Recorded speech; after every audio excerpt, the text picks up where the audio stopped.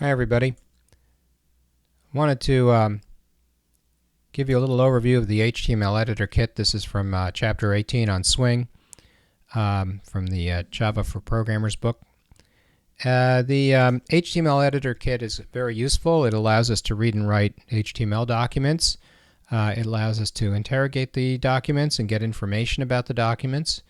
If you know about XML processing, then HTML processing is pretty simple, except that it deals with not well formatted XML, because a lot of times HTML doesn't have end tags when it's supposed to. The HTML editor kit will work with limited RTF, the rich text format from Microsoft, as well as the HTML format. Typically you put it into something like a JEditor pane, and that way you can do some kind of display. You can build browsers, you can do help displays, but most importantly for us, if you want to do data mining by screen scraping HTML, the HTML editor kit can certainly help things along. There's a few different Swing text components. Typically they consist of a JEditor pane with a text pane or text area or a text field or text or password fields. But if you want styled text, what you're really looking for is a JText pane or a JEditor pane. And HTML text is styled text as well as RTF. So what you're looking for is a document model, what some people might call a document object model, or DOM. And the document model handles a document listener, which does an inversion of control and does callbacks. And that's a change listener. And there's a viewer, which allows you to display content, and the JEditor pane can certainly act as a viewer. There's a controller, and the editor kit allows you to read and write text and implement standard editing functions with action objects. And there's support for infinite undo and redo, and there's a listener for that called the undoable editor listener. And there's a variety of customizable keyboard mappings.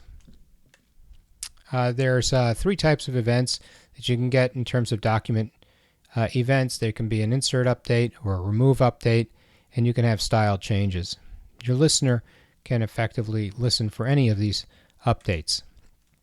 The editor kit is going to manage a set of editing commands. These are action objects for text components, and this should make it relatively easy to build text editing applications.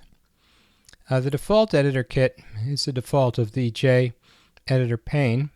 The styled editor kit is also available for JEditor pane, and these two different branches, the HTML editor kit or the RTF editor kit, are both available from within the styled editor kit. And in fact, what you'll do is you'll set the text after you set the MIME type, and you'll use MIME type to control the type of text. So you could say something like text stroke HTML, or your MIME type could be text stroke RTF, depending upon the type that you're going to set the editor kit to. There are certain building blocks that you'll want to use if you're sourcing a URL.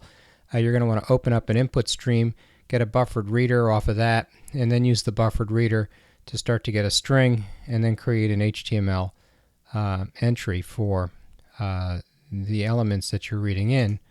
And once you have that, you're going to be able to run it through the HTML editor kit and do some sort of data mining or display.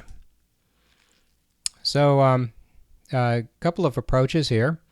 You could have one class read info from a URL. The HTML parser is one such class. The HTML parser will recognize tags, and it'll call appropriate methods on start tags and end tags, and then you can dispatch on the appropriate tag depending upon what you're looking for. So you've got to deal with the inversion of control in the form of a parser callback that calls you whenever you see a tag of interest. So what you're going to do is you're going to find the HTML parser.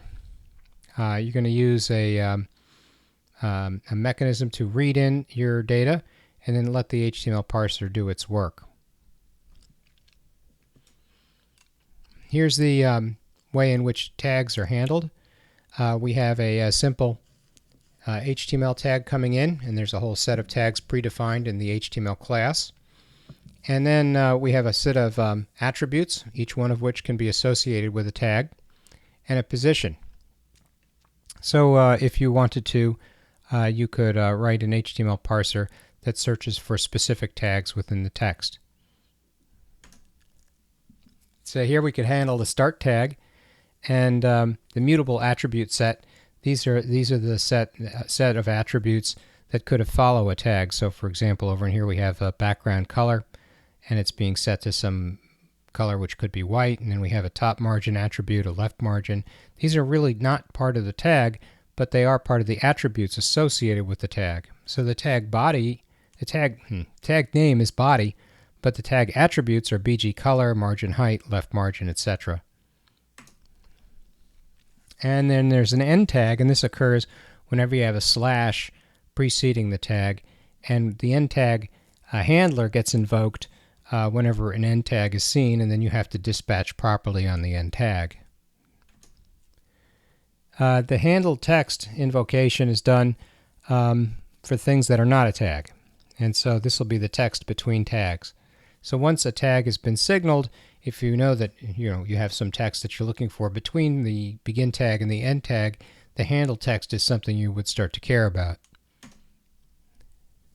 So you want to fill in these methods to do some kind of data processing.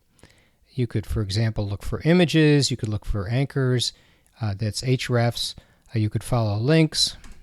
The HTML swing parser does a lot of work for you. It does a lot of the callback work, and it has a thing called an HTML editor parser callback, and it has the so-called handle text, handle comments, handle end tags and start tags, and simple tags. So building blocks that use the HTML swing parser enable us to do more advanced screen scraping and allow us to avoid some of the details in terms of parsing the HTML. So the Swing HTML parser is typically created with a new instance of an HTML editor kit.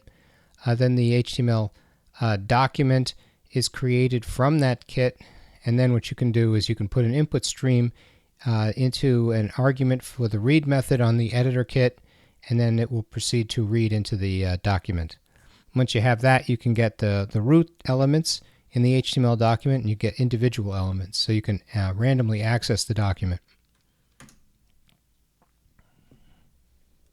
So let's do a quick demo. Here's a Word document. You can see there's some text on the left, there's some text on the right. What we'll do is we'll do a save, and then we will run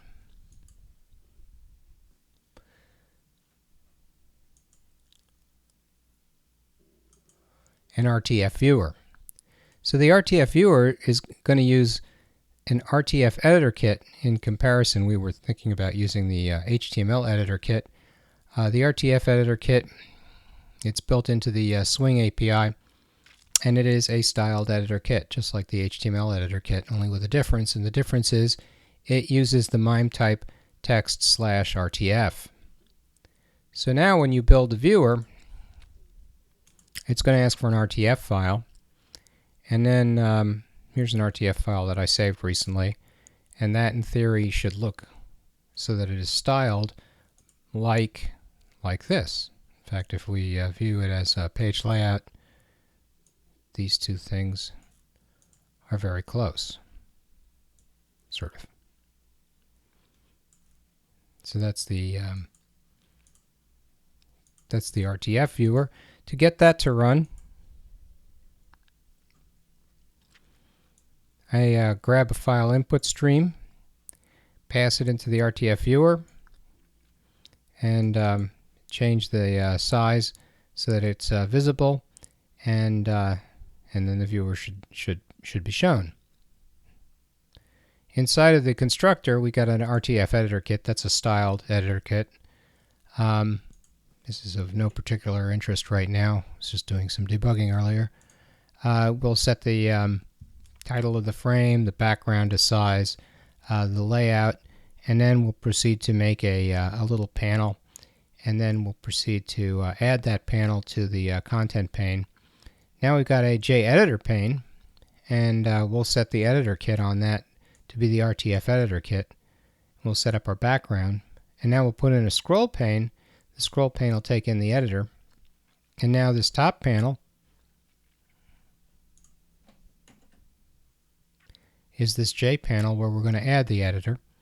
So the scroll pane gets added to the J panel, and then in principle all the rest is done by the RTF editor kit, where we call read, give it a file input stream, and then we go to our editor and get the document, and it can just display. So that's convenient. It required very little knowledge about RTF. All we needed to know was how to find the program that actually dispatches the RTF and allows us to read it. In the next video, I'll tell you a little bit more about how to do some HTML processing. Thank you.